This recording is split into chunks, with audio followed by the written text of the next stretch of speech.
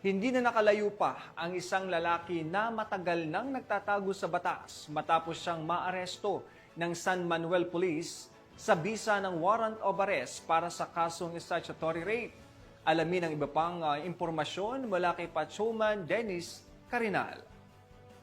Arestado ng mga tao ng San Manuel PNP ang isang top 1 municipal most wanted person sa Barangay Gisit Sur, San Manuel, Pangasinan, habang kinilala ni Police Major Tristan George P. David, hepe ng San Manuel Municipal Police Station, ang akusado sa pangalang alias Larry, 56 years old, residente ng Sonto, Barangay Flores, San Manuel, Pangasinan.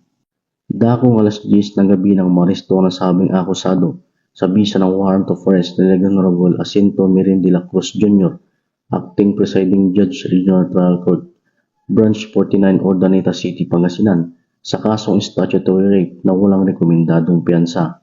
Ang tagumpay ng operasyon ay patuloy ng matibay na ugnayan sa pagitan ng mamamayan at ng pambansang pulisya sa isang mahalagang hakbang upang higit pang mapalakas ang kampanya laban sa kriminalidad tungo sa isang mapayapa, ligtas at maunlad na bagong Pilipinas. Mula dito sa Picadillo, Ilocos Region, ako po ang inyong Police News Network Correspondent, Patrolman Dennis Carinal, alagad ng batas, tagataguyod ng Balitang Pulis.